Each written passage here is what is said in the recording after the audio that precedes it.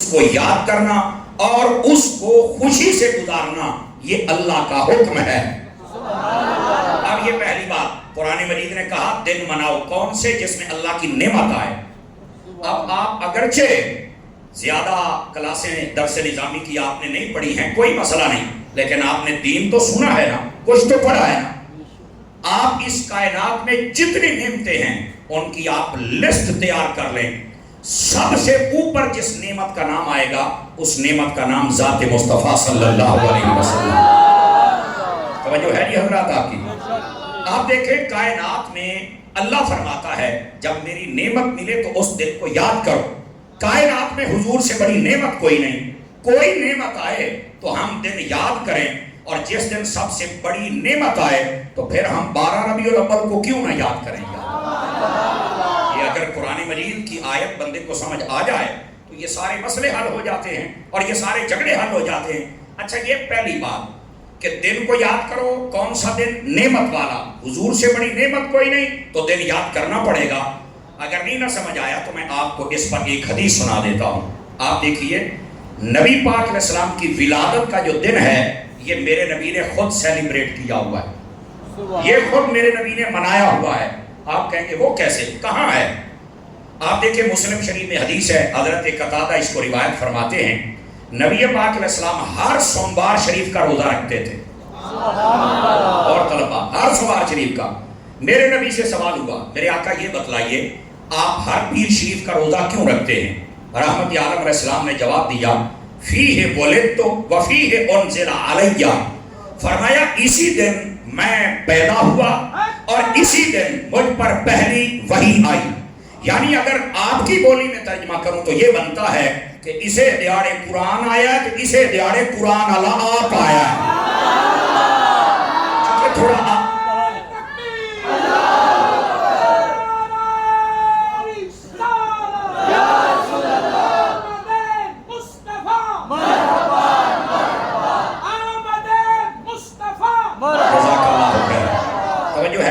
سیٹوں والے سبحان اللہ کہہ سکتے ہیں، کوئی مسئلہ نہیں، سارے کہہ سکتے ہیں، نہ بھی کہیں تو تقریر ہو جائے گی۔ تھوڑی سی بیٹے آواز کھول دیں، ذرا گھٹی گھٹی آواز ہے، تھوڑی سی آواز کھول دیجئے، اللہ کریم آپ کو برکت عطا فرمائے۔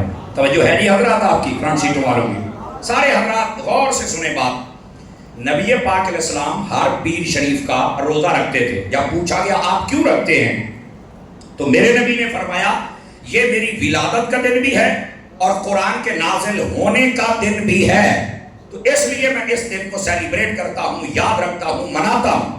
مفتی احمد یار خنیمی کہتے ہیں میرے نبی نے یہ دن سال بعد نہیں منایا، مہینے بعد نہیں منایا، بلکہ ویکلی، ہر ہفتے میرے نبی اس دن کو سیلیبریٹ کر دیا۔ کیوں؟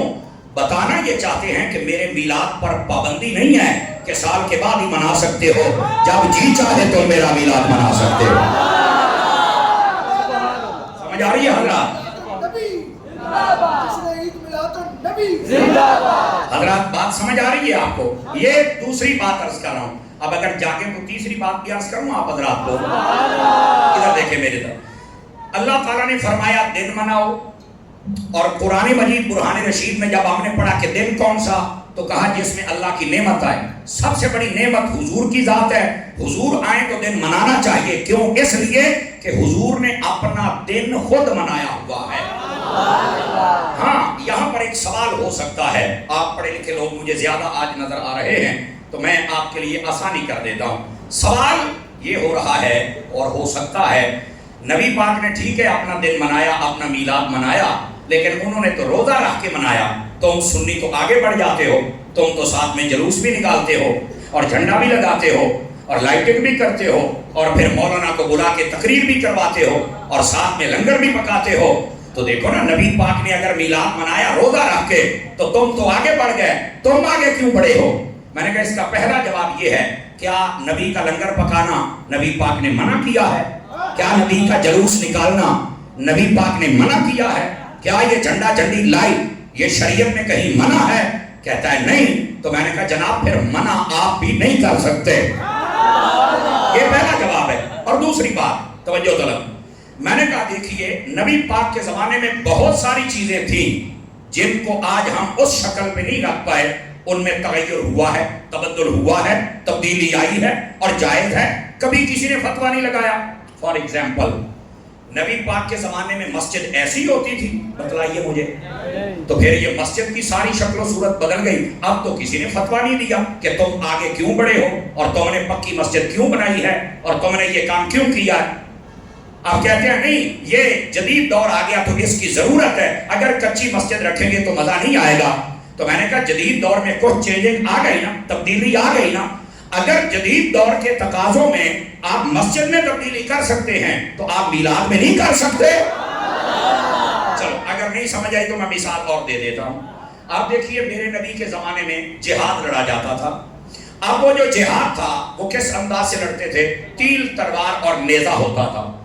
آج بھی لوگ جہادی تنظیمیں بنی ہوئی ہیں نا جہادی تنظیمیں, وہ سارے کلاشن کوپ لے کے جاتے ہیں, بندوق لے کے جاتے ہیں, پسٹل لے کے جاتے ہیں, گرنیڈ لے کے جاتے ہیں. میرا سوال یہ ہے آپ جہاد کے معاملے میں حد سے کیوں بڑے ہیں؟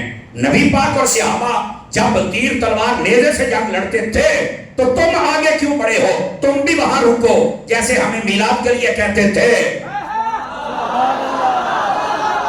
یہ سوال ہے اور اس کا جواب شریعت کے دائرے میں دینا ہے مجھے. تو آپ پتہ کیا کہتے ہیں سمر صاحب, بات آپ کی ٹھیک ہے, جہاد تب ایسے لڑا جاتا تھا, تب رواج یہ تھا, لیکن اب دور بدل گیا اور دشمن کے پاس اسلحہ اور آ گیا. اگر ہم نے دشمن کا منہ بند کرنا ہے تو ہمیں یہ جدید اسلحہ اٹھانا پڑے گا. اگرچہ شکل و صورت بدل گئی, چینجنگ آ گئی, لیکن مقصد تو جہاد ہے. میں نے کہا اگر جہاد میں چینجنگ کر کے آپ دشمن کا منہ بند کر رہے ہیں تو پھر میلاد میں چینجنگ کر کے بھی دشمن کا منہ بند کر سکتے ہیں. آپ کے کوئی نہیں ہے.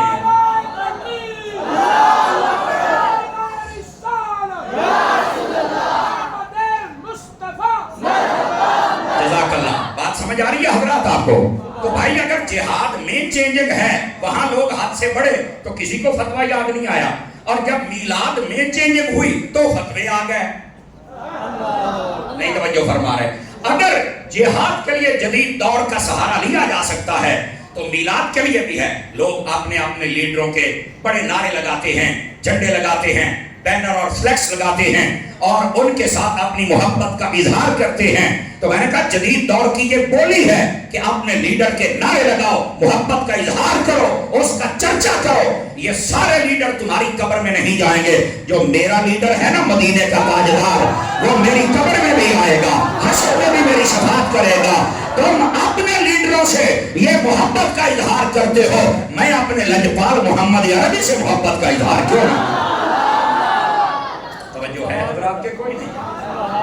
توجہ ہے؟ بات سمجھ آ گئی آپ کو؟ لہذا یہ نہیں کہنا چاہیے کہ نبی پاک کے زمانے کے اندر تو ایسا نہیں تھا تو اب ایسا کیوں ہے. میں آپ کو ایک مثال دے دوں اور اگر آپ توجہ فرمائیں تو ادھر دیکھیے, اور یہ شرعی مسئلہ سن لو, آج تمہارا مسئلہ حل ہو جائے گا.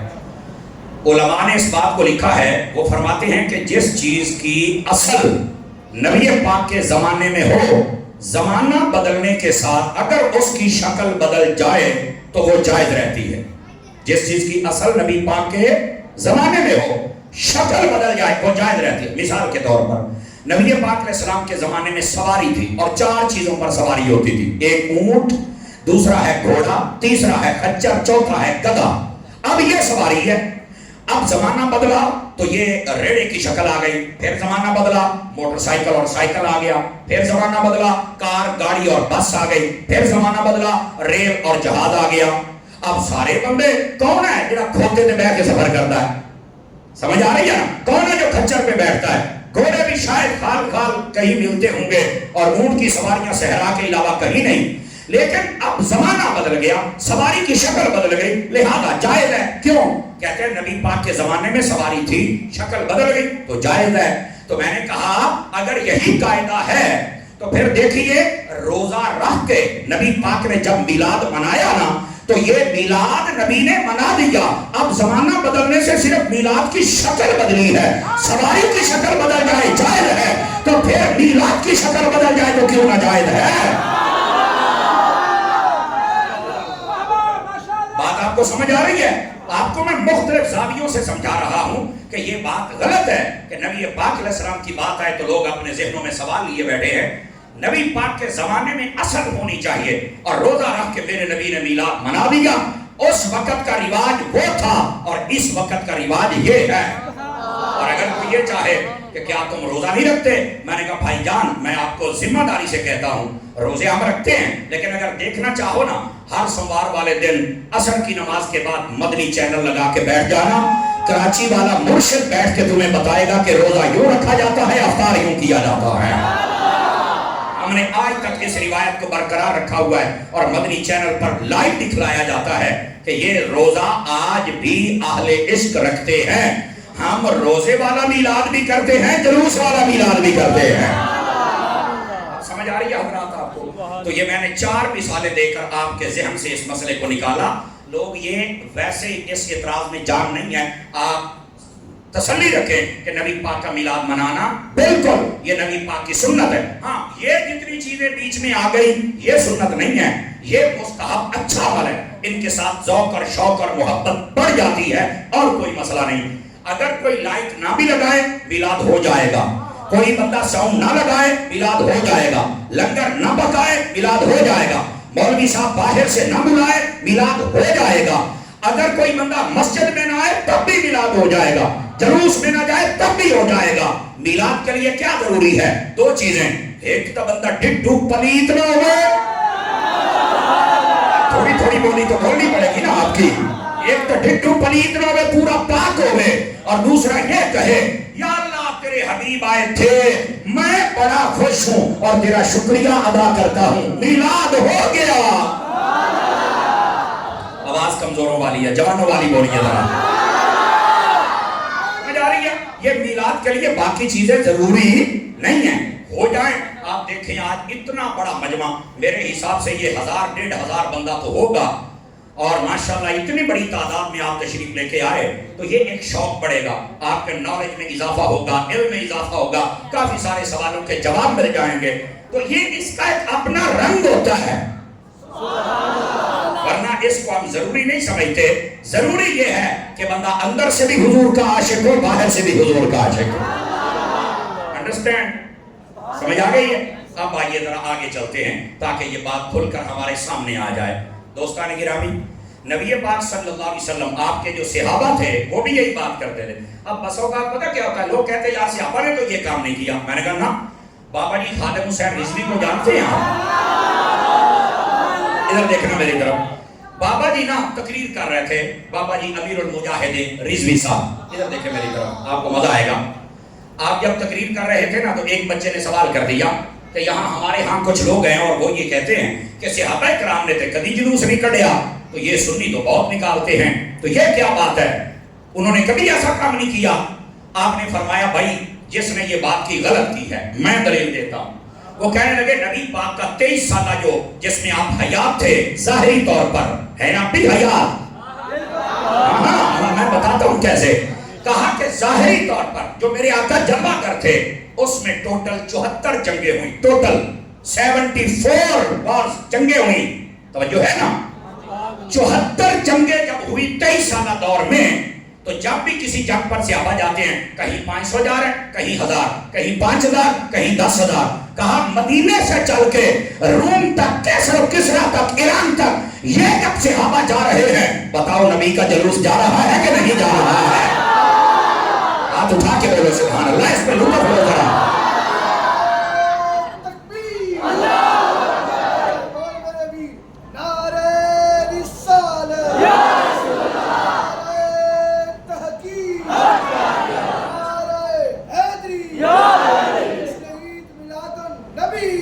جزاک اللہ. اور اس بات کو سمجھیے حضرات، بہت شکریہ چیز صاحب. اب اس بات کو دوبارہ پھر سنیے، توجہ ہے بھائی، آپ پڑھے لکھے مجھے لوگ نظر آ رہے ہیں، سنیے. مرزے پلمبر جیسوں کے سوالوں کو تو ہم ویسے رد کر کے رکھ دیں گے نا، یہ تو گل ہی کوئی نہیں. لیکن آپ حضرات توجہ فرمائیں میرے بھائی. اب بابا جی نے کیسا پیارا جواب دیا، کہنے لگے یار یہ مدینے سے جلوس چلتا تھا، تبوک تک جاتا تھا، مدینے سے چلتا تھا، روم تک جاتا تھا، مدینے سے چلتا تھا، ایران تک جاتا تھا، فارس تک جاتا تھا، تو یہ جلوس نہیں تو کیا ہے؟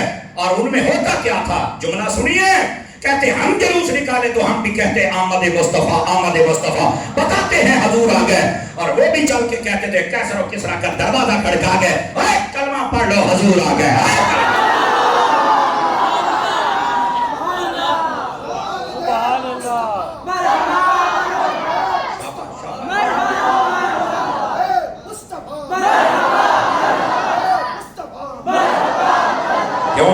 लुत्फ आया कि नहीं आया आप हजरात को? लेकिन बाबा जी ने वहां पर एक बात कही है, मैं आपको मोहब्बत में मुस्कुराते हुए कहता हूं, आप भी मुस्कुरा के सुनना। बाबा जी कहते हैं जो कहते हैं जुलूस ने निकाला, गलत बात है। मुताला नहीं किया, मोहब्बत की निगाह से नहीं किया। सहाबाए किराम ने तो 74 जुलूस निकाले हैं और चल के हुजूर की आमद का बतलाया है और सबको कलमे पढ़ाए। और अगली बात फरमाया, उनका जुलूस जब जाता था ना, उनके हाथ में तीर तलवार और नेजा होता था, और जिसको बताते थे ना हुजूर आ गए, मान जाता था तो ठीक है, नहीं तो फाड़ के लम्मा पा गई कहते ने काका एन जी मान जाओ, चंगी गल है। समझ आ रही है ना? मैंने कहा था ये मुस्कुरा के सुनना है आपने। भाईजान ये कैसे हो सकता है कि सहाबाए किराम ने हुजूर की आमद के बारे में किसी को नहीं बताया? और इधर देखो, अल्लाह की कसम इस जुमले का स्वाद ले आजे। मैं पंजाबी च नहीं कहना उर्दू चाहिए, क्योंकि आज मुझे हुक्म है, लेकिन इलाके की सतह मैं जुमा आपके इलाके में पढ़ाता हूँ, कांदलिया वाला शहर में। मुझे एहसास है कि आप इस बोली से बड़ी मोहब्बत करते हैं, ये माँ बोली है आपकी। आप देखना जरा, कहते हैं सहाबा हुजूर के लिए निकले जैसे तुम निकलते हो। मैंने कहा सहाबा अपने घर गए कब हैं? वो तो निकले ही हुजूर के लिए है। मैं आपको कहता हूं मेरे साथ चलो, मैं आपको दिखलाता हूं पाकिस्तान में सहाबा के मज़ारात हैं। आप चाइना में चलो मेरे साथ, मैं दिखाता हूं। मैं इराक में गया हूं, मैं लबनान में गया हूं, मैं मुल्क शाम में गया हूं, मैं अरब में गया हूं, मैंने अजम के मुल्क देखे हैं। कसम खुदा की, जहां भी जाता हूं कहीं ना कहीं सहाबी मौजूद है। मैंने कहा लोग कहते हैं सहाबा हुजूर के लिए नहीं निकले, सहाबा तो पलट के घर गए ही नहीं। कोई नहीं है अल्लाह के बंदो, कभी तो सहाबा की सुन्नत पे अमल करो कि निकलो और वापस ना आओ और लोगों को ये बताओ हुजूर आ गए, हुजूर आ गए, हुजूर आ गए। अंडरस्टैंड? बात समझ आ रही है आप हजरात को? बोलो तो सही ना मेरे भाई। देखो ये सवालों के जवाब हल हो रहे हैं और आपको पता चल रहा है सहाबाए किराम अलैहिम रिदवान और उनका तआमुल कैसा था। इधर आइए हजरात, किताब का नाम है नसाई शरीफ। क्या मैंने नाम बोला है? लिखने वाला इमाम नसाई। इमाम नसाई वो मुहद्दिस है जिसको आशिक़े अली कहा जाता है। ये हजरत मौला मुर्तजा से बड़ी मोहब्बत फरमाते थे, ठीक है? और देखिए मेरे भाई, नबी पाक के सहाबा हूं या अहले बैत हूं, दोनों से मोहब्बत किया कीजिए, और थोड़ी नहीं टूट कर, थोड़ी नहीं टूट कर, जितनी हो सके मोहब्बत किया कीजिए नबी पाक के सहाबा और अहले बैत से। अजीजों, इसलिए इधर देखना जरा, जैसे हमारी दो आंखें हैं ना, एक आंख का नूर सहाबा को बना लीजिए, दूसरी आंख का नूर अहले बैत को बना लीजिए, तो तब आपको हर चीज सही नजर आएगी। आप तफरको में नहीं पड़ेंगे, आप लड़ाई झगड़े में नहीं पड़ेंगे, आप बिल्कुल सीधे फ्रेश और यस रहेंगे।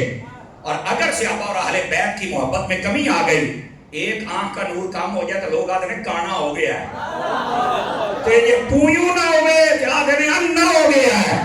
अब अंधा बनना है या काना बनना है, ये आप बता दें। मैं आपको कहता हूं दोनों से मोहब्बत कर लो, ना अंधे रहोगे ना काने रहोगे, मुस्तफा के दीवाने रहोगे।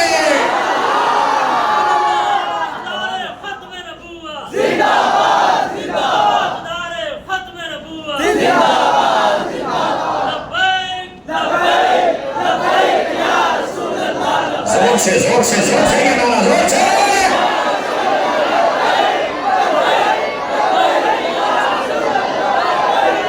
जज़ाकल्लाह भाई, जज़ाकल्लाह। अल्लाह करीम आपको बरकत अता फरमाए। इस नारे पर सुस्ती ना दिखलाया करें, महफिल दे विच जान पा छड़दा है। और मुस्कुरा के बोले सुभान अल्लाह, कई चेहरे मैंने घोड़ियां पाउंदे बैठे।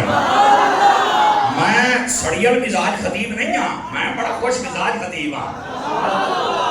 आपको हुजूर का जिक्र खुश होकर सुनो यार।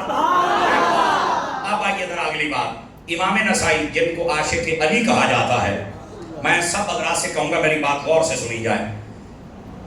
और ये हजरत इमाम नसाई, इन्होंने नसाई शरीफ में एक हदीस पाक बयान की है, और रिवायत पता कैसे किया है, इससे आपको मैंने मसला एक समझाना है। रिवायत की है वो हदीस हजरत सैयदना अमीर मुआविया रज़ियल्लाहु ताला अन्हु से। मैं क्यों बता रहा हूं, بعض لوگ حضرت علی کا نام لے کر حضرت امیر معاویہ پر تبرہ بولتے ہیں. یاد رکھے مسلمان کو یہ روا نہیں ہے اور نہ وہ بول سکتا ہے. اس کی وجہ یہ ہے کہ اگر آپس میں اختلاف ان کا ہوا تھا نا تو یہ اختلاف بغض اور اناد اور تکبر کی وجہ سے نہیں تھا. وہ صرف اتنا تقاضا تھا، یہ کہتے تھے کہ حضرت عثمان غنی کے قاتلوں کو ابھی مار ڈالا جائے، اور حضرت علی کہتے تھے کہ حکومت مستحکم ہو جائے پھر مار ڈالیں گے. یہاں حضرت علی کی رائے ٹھیک تھی، علی حق پر تھے، لیکن حضرت امیر معاویہ بھی کوئی آگے سے جھگڑنا نہیں چاہتے تھے. وہ کہتے تھے میرے چاچے کا بیٹا ہے عثمان اور مدینے میں آپ کے ہوتے ہوئے شہید ہو گیا تو بندیاں نہیں چھڑنا، صرف اتنی بات تھی. وہ بیچ میں شیطانوں نے بات کو اتنا بڑھایا کہ بات لڑائی تک آ گئی. لیکن بعد میں توجہ میری طرف رکھنا، صلح پتہ کس سے ہوئی تھی؟ علی کے بچوں سے صلح ہوئی تھی. اگر اعتراض حضرت امیر معاویہ پر کیا جائے کہ حضرت علی سے لڑے ہیں تو علی کے بچوں کو کدھر ڈالو گے؟ بھائی حضرت علی کے بچوں کو نہیں پتا تھا کہ یہ ہمارے باپ سے لڑتا رہا ہے، اپنے باپ سے دشمن سے کون صلح کرتا ہے؟ کہتا ہے تو کوئی نہیں کرتا. میں نے کہا پتا چلا کہ لڑائی وہ ہے نہیں جو تم سمجھ رہے ہو، وہ اختلاف تھا اور علمی اختلاف تھا. جب ختم ہو گیا امام حسن نے خود خلافت کی پگڑی حضرت امیر معاویہ کے سر پر رکھ دی. میں نے کہا اس واسطے اس مسئلے کو سمجھو اور بے ادبیاں نہ کیا کرو. ادھر دیکھو، ادھر میں آپ کو ایک طریقہ بتاتا ہوں. حضرت علی کے بچوں کے پیچھے یوں ہاتھ باندھ کے کھڑے ہو جاؤ، اے امام حسن اور حسین ہم تمہارے پیچھے کھڑے ہیں، تمہاری صلح ہو گئی حضرت امیر معاویہ سے، ہماری بھی صلح ہو گئی. ہم لڑ نہیں سکتے، ہم تمہارے فیصلے کو چیلنج نہیں کر سکتے، ہم تمہارے فیصلے کو کراس نہیں کر سکتے، چونکہ آپ ہمارے سردار ہیں، آپ جنت کے سردار ہیں. سرداروں کے فیصلے کو مسلی تو چیلنج کرتا ہے، بندے کا پتر چیلنج نہیں کرتا ہے. ہم مسلی نہیں ہیں، ہم بندے کے پتر ہیں.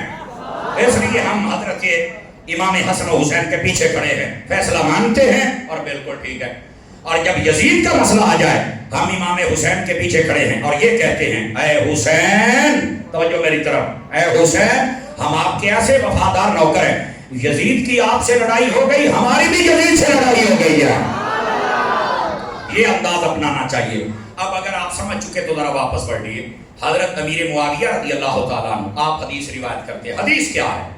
اور حضرت امام نسائی کے بارے میں جو نکتہ دینا چاہتا ہوں ادھر دیکھیے میری طرف. حضرت علی کے عاشق ہیں امام نسائی. علی کا سچا عاشق ہوتا ہی وہ ہے جو علی کی بات بھی کرے، معاویہ کی بات بھی کرے، اور اگر نہ کرے تو وہ کبھی سچا عاشق نہیں ہو سکتا. سمجھ آ رہی ہے؟ یہ پوائنٹ سمجھا رہا ہوں آپ کو. اگر آپ سمجھ چکے تو آئیے ذرا اگلی بات کہوں آپ کو. حضرت سیدنا امام نسائی وہ فرماتے ہیں، حضرت امیر معاویہ کہتے ہیں نبی پاک اپنے گھر میں جلوہ گر تھے اور صحابہ اکرام بیٹھے تھے مسجد میں، جیسے آج ہم مسجد میں بیٹھے ہیں. مسجد دے وچ صحابہ کدوں بیٹھے نے تے کہنے بیٹھ کے محفل کیتی ہے تے نبی دے آن دا ذکر کیتا ہے. میں کہا میرا قبلہ، او میرا دوست، او میرا بھائی، او میرا سجن، لوکاں دیاں گلاں نہ سن، اب دلیل سن. اب دلیل سنیے کیا ہے. امام نسائی کہتے ہیں حضور اپنے گھر میں تھے، جبرائیل نے آ کر نبی پاک کو بتلایا کہ آج آپ کے صحابی نا مسجد میں بیٹھ کر آپ کے میلاد کی باتیں کر رہے ہیں. آواز کمزوروں والی ہے. آپ کے میلاد کی باتیں کر رہے ہیں. نبی پاک نا اپنی گھر سے نکلے اور مسجد میں تشریف لائے. توجہ بھائی توجہ، اوے بیٹھ جائیے بھائی، بیٹھ جائیے جلدی جلدی، مہربانی فرمائیے، محفل ہے. یہ اٹھم پھرم بند کر دیں اور میری بات سنیں. بڑی خاص بات چھیڑ بیٹھا ہوں اور یہ آپ کے لیے بہت ضروری ہے. حضرت امام نسائی کہتے ہیں حضرت امیر معاویہ فرماتے ہیں نبی پاک گھر میں تھے، جبرائیل نے آ کے بتایا کہ آپ کے صحابیار مسجد میں نا آپ کی میلاد کی باتیں کر رہے ہیں. اللہ نے پیغام بھیجا ہے، خوشی کا اظہار فرمایا ہے. نبی پاک اپنے گھر سے نکلے، مسجد میں آئے تو سارے صحابہ بیٹھے ہوئے تھے. آپ نے فرمایا ما اجلسکم، ترجمہ سنیے، فرمایا آج کس چیز کا جلسہ کر کے بیٹھے ہوئے ہو؟ میں نے کیا کہا؟ آج کس چیز کا جلسہ؟ امام نسائی نے لکھا ہے، اٹھاؤ نسائی شریف، نہ ہو تو میں ذمہ دار ہوں. صحابہ کرام کہتے ہیں قالوا جلسنا نذکر اللہ ونحمدہ علی ما ہدانا للاسلام ومن علینا بک یا رسول اللہ صلی اللہ علیہ وسلم. وہ کہتے ہیں آقا ہم اس لیے آج یہ جلسہ کر کے بیٹھے ہیں، اللہ کا شکر ادا کر رہے ہیں. فرمایا کس بات پر؟ اس بات پر کہ اللہ نے ہمیں دین دیا تو اسلام جیسا اور آپ جیسے نبی کو ہمارے درمیان پیدا فرمایا ہے. یہ جو آپ کی تشریف آوری، آپ کی جلوہ گری، آپ کا میلاد، آپ کا آنا، فرمایا اس پر ہم اللہ کا شکر ادا کر رہے ہیں کہ آپ ہمارے درمیان تشریف لائے ہیں. اب بتاؤ یہ میلاد کی بات ہے یا نہیں؟ ایمان سے بتاؤ. امام نسائی اس کو لکھ رہے ہیں اور موضوع یہی ہے. نبی پاک علیہ السلام کو جبرائیل نے بھی بتا دیا تھا، پتا تھا، صحابہ بھی مان گئے. حضور فرماتے ہیں اللہ ما اجلسکم، تم قسم اٹھاتے ہو کہ اسی لیے بیٹھے ہوئے تھے. صحابہ اکرام نے قالو جلسنا اللہ ما اجلسنا الا ذاک، وہ کہتے اللہ کی قسم ہم اسی لیے بیٹھے ہوئے تھے کہ آج ہم آپ کے میلاد کی باتیں کر رہے ہیں. اب میرے نبی نے کیا کہا؟ توجہ، میرے نبی فرماتے ہیں لم استحلف تہمتا لکم، فرمایا میں نے جو قسم اٹھوائی ہے نا اس لیے نہیں کہ مجھے تم پر کوئی شک ہے. تو فرمایا پھر قسم اٹھوائی کیوں ہے؟ فرمایا اگلی بات بڑی مزیدار ہے. کیا؟ فرمایا ان اللہ یباہی بکم الملائکہ، فرمایا ابھی جبرائیل میرے پاس آئے تھے جب میں گھر تھا تو مجھے بتایا کہ اللہ فرماتا ہے محبوب کے صحابیوں پر آج میں بڑا خوش ہوں، راضی ہوں. کیوں؟ یہ مسجد میں بیٹھ کر میرا اس بات پہ شکر ادا کر رہے ہیں کہ تو نے اپنے حبیب کو ہمارے درمیان پیدا فرما دیا ہے. آپ کہتے ہیں مسجد میں محفل نہیں صحابہ نے کی، میں آپ کو حدیث پڑھ کے سنا رہا ہوں. محفل بھی ہے، پورا موضوع بھی ہے، اللہ کو بھی پتا ہے، جبرائیل کو بھی پتا ہے، اللہ راضی بھی ہے، نبی کو بھی پتا ہے. نبی نے یہ نہیں فرمایا میرے میلاد کی بات کرنا شرک ہے، بلکہ فرمایا اللہ بھی تم پہ راضی ہے، میں رسول بھی تم پہ راضی ہوں. اب بات سمجھ آئیے حضرات کے کوئی نہیں؟ یہ ہے نبی پاک صلی اللہ علیہ وسلم کا میلاد. صحابہ اکرام علیہ رضوان نے یوں ترتیب دیا. آپ اس بات کو بالکل بھول جائیں کہ میلاد پر کوئی دلیل نہیں ہے. نا سوچنا بھی مت. یہ میرے نبی نے بھی سیلیبریٹ کیا ہے سوار کا روزہ رکھ کے، صحابہ اکرام بھی ہر سوار کا روزہ رکھتے تھے، اور یہی میلاد تھا مسجد میں بیٹھ کر صحابہ بھی اس کا ذکر کیا کرتے تھے. لیکن ہاں یہ شکل و صورت نہیں تھی. یہ جدید دور آیا تو شکل و صورت آ گئی. اگر کوئی کہتا ہے جھنڈی جھنڈا لائٹ تو میلاد میں نہیں ہے، میں نے کہا یہ سب نکال دو، تم سادہ میلاد کر لو. کرو صحیح، جو نہیں فرما رہے، کرو صحیح، سادہ کر لو، کرو صحیح، تاکہ پتہ چلے کہ ان کو بھی نبی کے آنے کی خوشی ہے. ادھر دیکھیے بھی، یہاں تک تو ہو گئی نبی کے آنے کی بات. اب دوسرے موضوع کو چھیڑ رہا ہوں. اب گھنٹہ لگے 2 لگے برداشت کریں گے آپ حضرات؟ گوڈے چھٹو نا میرا پتر، چوکڑیاں مار کے، آپ بھی چوکڑیاں مار کے ناراض نہ ہوں گے.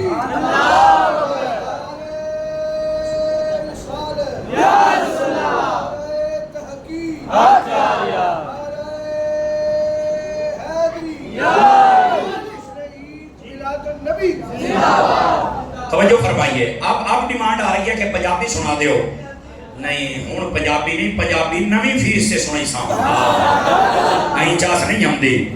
ہوں جی میں پیڑ پر نکلوتا میری پیڑ نہ مجاؤ، میرا ہوش اندر اٹھ گیا تو کون لائے دے سی. اور مجھے مزہ آ رہا ہے آپ سے اردو میں بیان بات. میں اس لیے ٹھہر ٹھہر کے کر رہا ہوں تاکہ آپ کو ایک ایک جملہ سمجھ آ جائے کہ فقیر کیا سبق سنا رہا. ادھر دیکھیے میرے بھائی، اگر بندے کو عقل ہو، میں نے کیا کہا؟ بندے کو بندہ میلاد منائے بغیر رہ ہی نہیں سکتا. توجہ میری طرف رہے بھائی جان، پیسے والے چکر میں میری تقریر نہیں گول کرنی. گڈو 1 روپیہ نہ سٹو، گل سنو.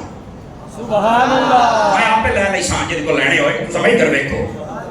سبحان اللہ، کیا کچھ پڑیا. ادھر دیکھیے حضرات، بات یہ بڑا خاص موضوع اب آپ کے خدمت میں عرض کرنا ہے. آپ کہیں گے وہ کیسے؟ بس یعنی عقل ہو تو بندہ حضور کی آمد کی خوشی کرے. کیسے؟ ادھر دیکھیے، میرے نبی جب تک نہیں آئے تھے تو ماں باپ منڈیوں میں بکتے تھے. جب تک میرے نبی نہیں آئے تھے. میرے نبی آئے تو ماں باپ کو عزت مل گئی، نمبر 1. نمبر 2، میرے نبی جب تک نہیں آئے تھے بیٹیوں کو زندہ دفن کیا جاتا تھا. استغفر اللہ. میرے نبی آئے تو آپ نے بیٹیوں کو عزت عطا فرمائی. میرے نبی جب تک نہیں آئے تھے بیویوں کو اس کائنات کی ذلیل ترین مخلوق سمجھا جاتا تھا. ان کے برتن تک الگ ہوتے تھے، گھر میں نوکرانی سمجھا جاتا تھا. میرے نبی آئے، بیویوں کو عزت مل گئی. میرے نبی جب تک نہیں آئے اس معاشرے کو کوئی نہیں پوچھتا تھا میرے نبی نے غریبوں کو حق دیا، پڑوسیوں کو حق دیا، اولاد کے حقوق بیان کیے، امیر اور غریب کے حق بیان کیے، اپنے اور پرائے رشتوں کا تقدس بحال کیا۔ یہ انسانیت بت کے سامنے جھکتی تھی، آپ نے بت پھینکوا دیے اور آپ نے رب جو وحدہ لا شریک ہے، جو ازلی ہے، جو ابدی ہے، جو مستقل بذات ہے، جو سب کا رب ہے، جو سب کو پیدا کرنے والا ہے، سب کو موت دینے والا ہے، سب کو عطا کرنے والا ہے، اس کی ساری کائنات محتاج ہے اور وہ سب کا داتا ہے، سب کو عطا کرنے والا ہے، سب کا رازق ہے، سب کا خالق ہے، سب کا مالک ہے، سب کو عطا کرنے والا ہے۔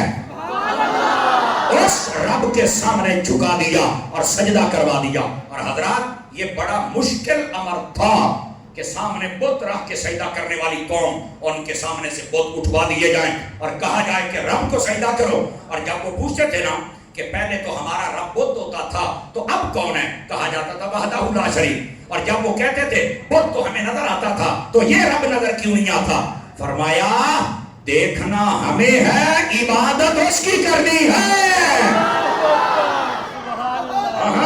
آپ دیکھیں بچہ جب پہلے دن اسکول میں جاتا ہے تو اسے کہتے ہیں الف، تو وہ بچہ پوچھتا ہے کیا ہے الف، تو اس کو کہتے ہیں انار۔ سبحان اللہ، سبحان اللہ۔ ایسے یہ صحابت بھائی، پہلے دن بچہ اسکول جاتا ہے الف، اس کو کیا پتا کہ الف کیا ہے، اس کی حقیقت کیا ہے، کون پہچانے، تو اسے کہا جاتا ہے انار، یعنی الف کو سمجھنا ہے انار کو دیکھ۔ الف کی حقیقت کیا ہے، انار دیکھ، تصویر انار کی ہے، حقیقت الف کی ہے۔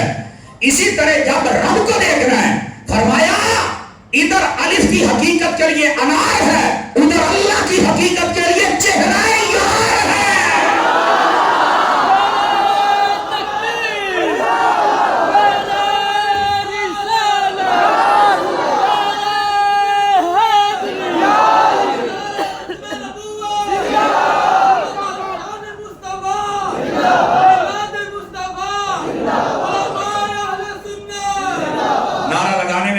آپ نہیں فرما سکتے، یا ہمت نہ کیجئے یا نعرے کا قطر نہ کیجئے، نعرہ تکبیر۔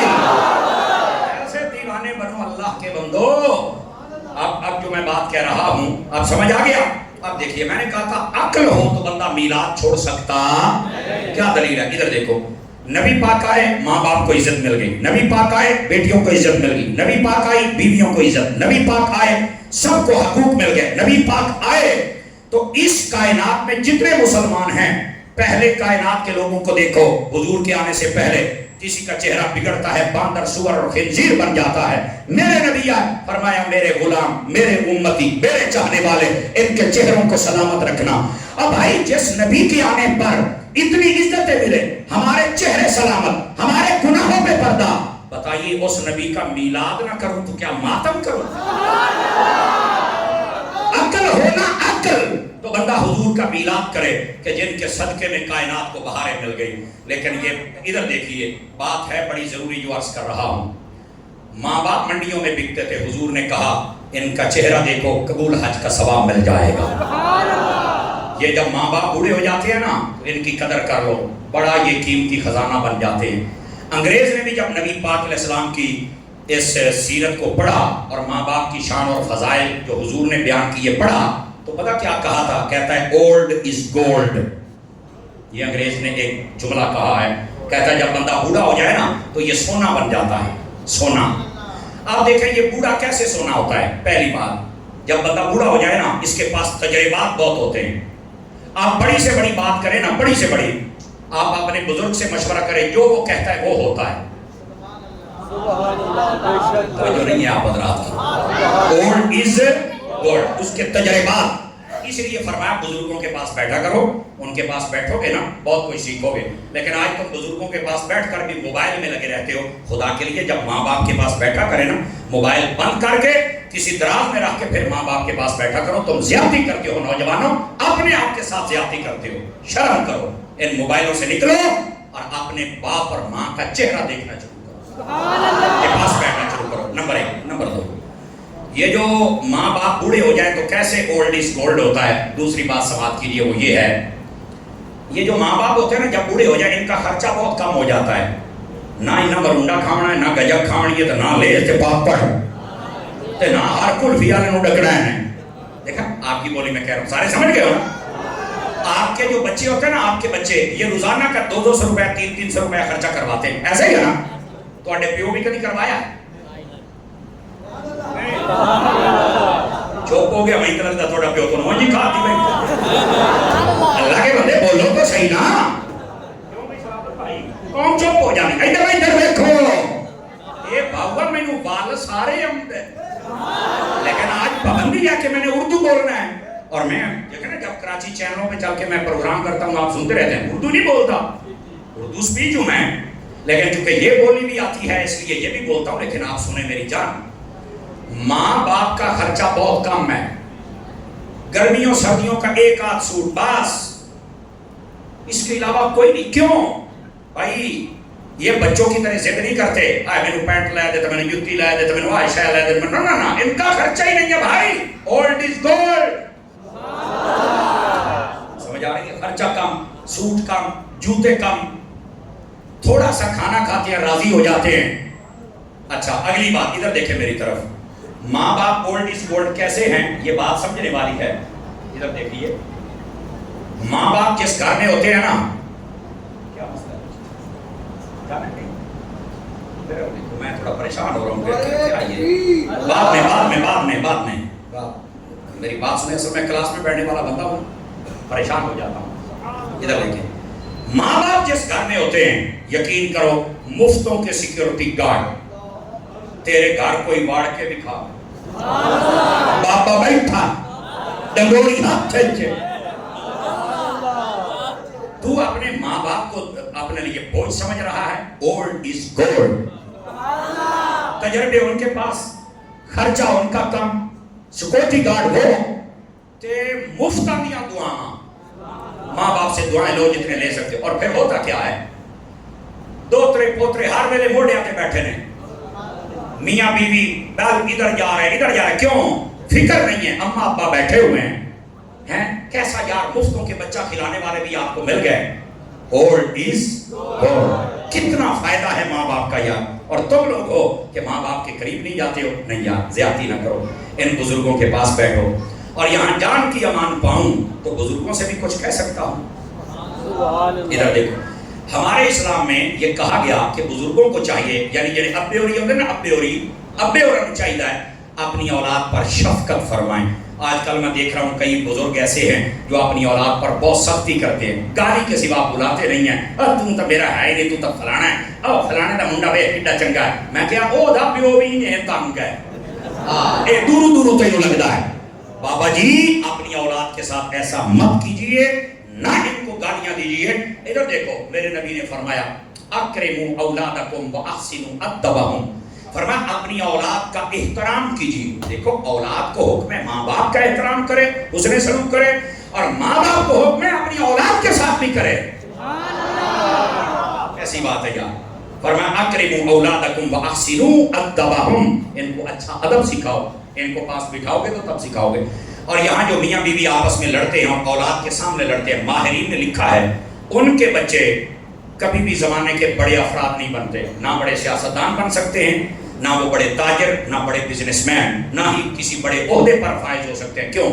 فرمایا ان کے جذبات کا ماں باپ نے پہلے ہی قتل کر دیا ہوا ہوتا ہے، وہ ذہنی طور پر مفلوج ہو چکے ہوتے ہیں، ماں باپ کی لڑائیاں دیکھ دیکھ کر وہ ختم ہو چکے ہوتے ہیں، وہ کیسے بڑے افراد بنیں گے؟ جتنے لوگ بیٹھے ہو کبھی اپنی اولاد کے سامنے اپنی بیوی کے ساتھ جھگڑا مت کیا کرو، نہ لڑائیاں کیا کرو، آپ کی اولاد نکمی ہو جائے گی، ناکارہ ہو جائے گی۔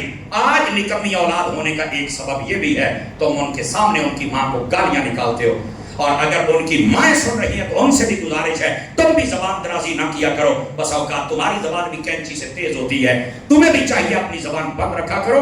اپنے گھر کے ماحول کو تم نے آگ کا ماحول بنایا ہوا ہے اور اولاد تمہاری بیچ میں جل رہی ہے، خدا کا خوف کرو، اپنے گھر کو محبت کا گہوارہ بناؤ۔ اوکھی گالے تو سنی یہ بولنا ہے تو بولنا بندہ بھی یہ ہے، لیکن پیغام آپ لے جائیں عمل کر لیں تو سبحان اللہ۔ ادھر دیکھیے نبی پاک علیہ السلام نے بیٹیوں کو کیا مقام دیا، بیٹی کو نہ زندہ دفن کیا جاتا تھا، میرے نبی پاک نے فرمایا، ادھر دیکھیے میری طرف سمجھا رہا ہوں، فرمایا جس کو اللہ تعالیٰ 2 بیٹیاں دے، 3 دے، 4 دے اور ان کی وہ شادی کر دے، فرمایا جنت میں میرے ساتھ یوں کندھا ملا کے کھڑا ہو جائے۔ یہ میرے نبی علیہ السلام فرما رہے ہیں. جنت میں یوں کندھا ملا کے کھڑا ہوگا. نبی پاک صلی اللہ علیہ وسلم کے دیوانوں میرے آقا نے فرمایا بیٹیوں کی عزت کرنا کیوں؟ فرمایا تمہارا نبی بھی بیٹیوں والا ہے. اور آپ کے علم میں ہے کہ نبی پاک کی ٹوٹل کتنی بیٹیاں تھیں؟ ہاتھ اٹھا کے بتاؤ ذرا کتنی تھی؟ سب نے ہاتھ کیوں نہیں اٹھائے؟ کیا مسئلہ ہے؟ دائیں بائیں دیکھو نا کون ہے کیوں نہیں اٹھا رہا؟ کیا مسئلہ ہے اس بندے کو؟ بھائی جان یہ مسئلہ ایسا ہے جس کو سمجھنا چاہیے. اس مسئلے پر آکڑ کھور نہیں بننا چاہیے. ہاں نبی پاک کی کتنی بیٹیاں ہیں؟ 4. اور ادھر آؤ آپ کو بتاؤں میرے بھائی، اس معاشرے میں کہ جب لوگ اپنی بیٹیوں کو زندہ دفن کرتے تھے اللہ نے اپنے حبیب کو کتنی بیٹیاں عطا کی؟ 4. میرے نبی نے پہلی بیٹی کا نام پتہ کیا رکھا تھا؟ زینب رضی اللہ تعالی عنہا. دوسری بیٹی کا نام ام کلثوم، تیسری رقیہ، اور چوتھی حضرت سیدہ خاتون جنت حضرت فاطمہ الزہرا. ادھر دیکھیں میری طرف. آپ کو پتہ ہے زینب کا معنی کیا ہے؟ یہ بات سمجھیے حضرات، زینب کا معنی کیا ہے؟ زین یہ صرف نام نہیں میرے نبی نے رکھا تھا، یہ نام بھی تھا اور کائنات کے لوگوں کے لیے پیغام بھی تھا. آپ کہیں گے حضرات وہ کیسے؟ زینب کا معنی ہوتا ہے، زین کہتے ہیں متھے دے ٹکے. عورتیں جب تیار ہوتی ہیں تو متھے دے ٹکا لانی ہے نا، ہم بولتے ہیں متھے دے ٹکے نو زین آکھیا جاندا ہے. اب ابا ابے دے متھے دا ٹکا. میرے نبی نے اپنی بڑی بیٹی کا نام رکھ کر کائنات کو میسج دیا، فرمایا بیٹیاں زندہ کرنے والی چیز، زندہ دفن کرنے والی چیزیں نہیں. یہ بیٹی تو اپنے باپ کے ماتھے کا جھومر ہوتی ہے نا. میرے نبی نے یہ پیغام دیا تھا اپنی بڑی بیٹی کا نام زینب رکھ کے. توجہ ہے نا؟ بیٹیوں کی عزت کرنا سیکھو. اور اگر آپ یہ پیغام لے کے جا سکیں اور اگر کہیں مائیں بہنیں سن رہی ہوں تو سبحان اللہ، بیٹیوں کو بھی چاہیے کبھی ایسا قدم نہ اٹھائیں جس کے ساتھ تمہارا باپ شرمندہ ہو جائے یا بھائی شرمندہ ہو جائے. غلط بات ہے، یہ حضور کی سیرت نہیں ہے. 20 سے 25 سال تمہارے باپ نے تمہاری خدمت کی ہے، اس خدمت کا صلہ یہ نمک حرامی کی صورت میں مت دیا جائے کہ بعد میں تمہارا باپ تمہیں سزا دے یا قتل کر ڈالے دل برداشتہ ہو کے. جبکہ احتیاط کرنی چاہیے. لیکن میں یہ کہہ رہا ہوں آخر اس بیٹی کو کس نے اتنا باغی کیا؟ نہیں ہونا چاہیے تھا اس کو چاہیے تھا اپنے باپ کے فیصلوں پر قائم رہے، اپنی ماں کے فیصلوں پر قائم رہے، اپنی زندگی کے فیصلے خود نہ کرے. اسی طرح میں نوجوانوں سے بھی کہوں گا کہ تم بھی اپنے فیصلے خود نہ کیا کرو. اپنے ماں باپ کے سہارے فیصلے کریں گے تو آپ کو زیادہ خوشی ہوگی. نبی پاک علیہ السلام نے بیٹیوں کو عزت اور وقار دی، ہمیں کرنا ہوگی. تیسری گزارش سنا دوں یاد رہے ہیں تو میرا خیال ہے آپ تھک گئے ہیں یا مزہ لے رہے ہیں. ادھر دیکھیں، بیویوں کو کوئی نہیں پوچھتا تھا. نبی پاک علیہ السلام نے فرمایا جس عورت کی شادی ہو جائے اور شادی کے بعد سب سے پہلی اولاد اللہ اسے بیٹی کی صورت میں عطا کر دے، فرمایا برکت والی عورت ہے. کون سی عورت ہے؟ برکت والی عورت ہے. یہ نبی پاک علیہ السلام فرما رہے ہیں. آج ہمارے یہاں بیٹا پیدا ہو جائے تو لڈو بانٹے جاتے ہیں، بیٹی پیدا ہو جائے تو ان کا چہرہ بگڑ جاتا ہے. کیوں بھائی؟ اور آئیے میں آپ کو قرآن پڑھ کے سناتا ہوں اور جملہ غور سے سنیے گا، اور اس پر میرا جی چاہے گا کوئی بندہ سٹیج سے آخر تک خاموش نہ رہے جو جملہ سناؤں گا. نبی پاک صلی اللہ علیہ وسلم نے بیٹیوں کی عزت اور وقار کو بیان کیا ہے، اور قرآن یہ کہتا ہے کہ جو اپنی بیٹیوں سے جلتا ہے یہ علامت کافروں کی ہے، مسلمانوں کی نہیں ہے. آپ کہیں گے یہ قرآن میں کہاں ہے؟ آؤ آیت پڑھتا ہوں. اللہ نے فرمایا وَإِذَا بُشِّرَ أَحَدُهُم بِالْأُنثَىٰ ظَلَّ وَجْهُهُ مُسْوَدًّا وَهُوَ كَظِيمٌ. فرمایا کافروں کو جب پتہ چلتا تھا کہ ہماری بیٹی پیدا ہوئی ہے تو ان کے منہ کالے ہو جاتے تھے. اللہ تعالیٰ نے منہ کا کوئی اور رنگ نہیں بتایا، کالا بتایا ہے. رنگ اور بھی تھے لیکن میرا رب ہے نا سب جانتا ہے. اب ادھر دیکھو میری طرف، جو اپنی بیٹی کا منکر ہو اگر وہ کالا ہے تو جو نبی کی بیٹیوں کا منکر ہے وہ بھی کالا ہے، وہ بھی بندے کا پتر نہیں ہے. اس واسطے اس مسئلے کو سمجھو، اپنی بیٹیوں کی عزت کرنا سیکھو، بیویوں کی عزت کرنا سیکھو. نبی پاک سے پوچھا گیا حضور بہترین بیوی کون سی ہوتی ہے؟ میرے آقا نے 3 نشانیاں بتلائیں. پہلی فرمایا بہترین بیوی وہ ہوتی ہے کہ جب اس کا شوہر اسے کوئی بات کہے تو وہ فوراً مان جائے.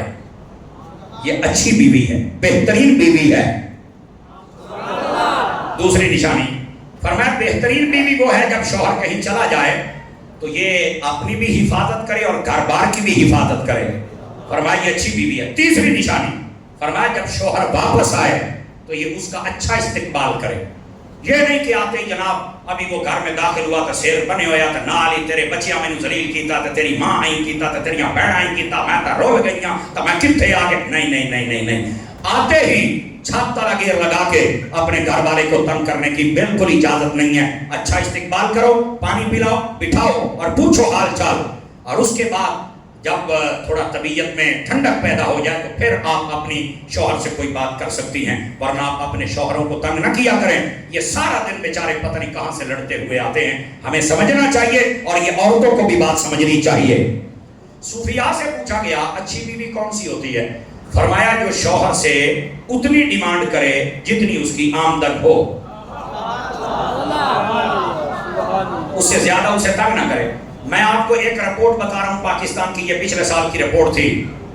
پاکستان میں ایک ادارے نے وزٹ کیا کہ سب سے زیادہ طلاقیں کس وجہ سے ہو رہی ہیں، فرمایا ان میں سبب یہ ہے مرد کی آمدنی کم ہے اور جو عورت ہے اس کی ڈیمانڈ زیادہ ہے۔ نہیں، غلط بات ہے۔ اپنیاں بیٹیاں جو ہے نا ان کو عزت سکھا کے بھیجا کرو، ڈیمانڈیں سکھا کے نہ بھیجا کرو۔ میں آخری بات سنا کے آپ سے اجازت چاہ رہا ہوں۔ نبی پاک نے اپنی لاڈلی شہزادی حضرت سیدہ خاتون جنت رضی اللہ تعالی عنہا، آپ کی جب شادی کی حضرت مولا علی سے، تو فرمایا اے میری بیٹی میں تیری شادی کر رہا ہوں، لیکن حضرت علی کے بارے میں فرمایا علی کو کبھی سوال کر کے پریشان مت کرنا، کبھی ایسا سوال نہ کرنا جو علی پورا نہ کر سکے، اور مانگ کر کبھی پریشان نہ کرنا۔ کہا بابا بالکل ٹھیک ہو گیا۔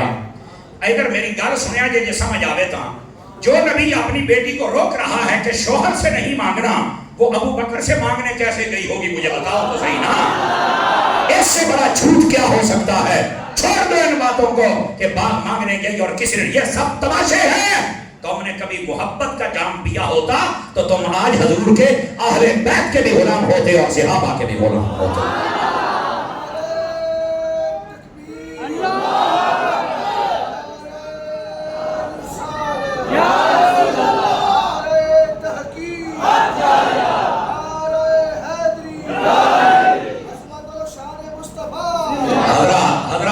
کریم آپ کو خیر و برکت دے۔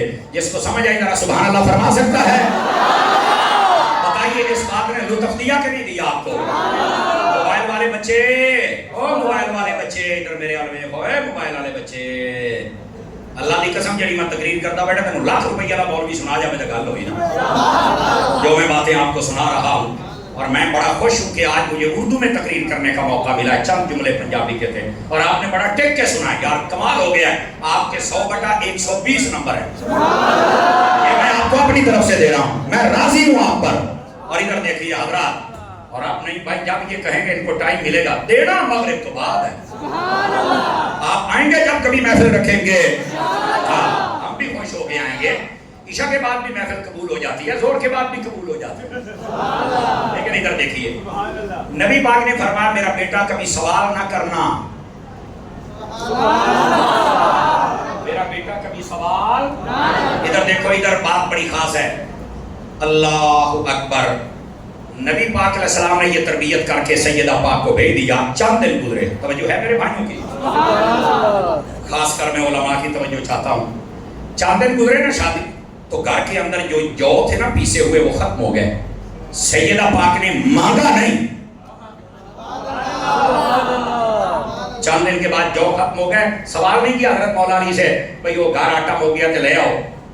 ایک دن گزرا، دوسرا دن جب گزرا نا، ایک دن بھی گزار دیا، دوسرا بھی گزار دیا، حضرت مولا علی نے فرمایا سیدہ میں دیکھ رہا ہوں کچھ کمزور سی لگ رہی ہو، کیا میری طرف سے کوئی مسئلہ پریشانی شکایت کا؟ نہیں۔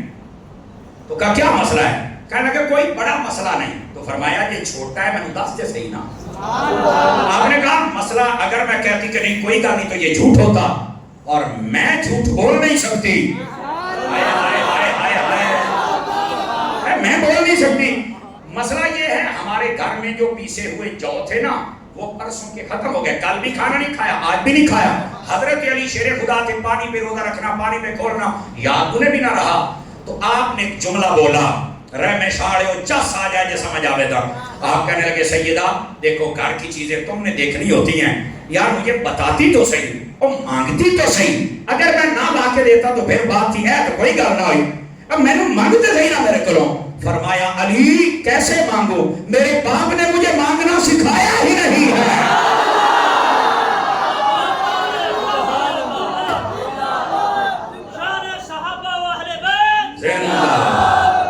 میں کیسے مانگوں, میرے باپ نے مجھے مانگنا سکھایا ہی نہیں ہے.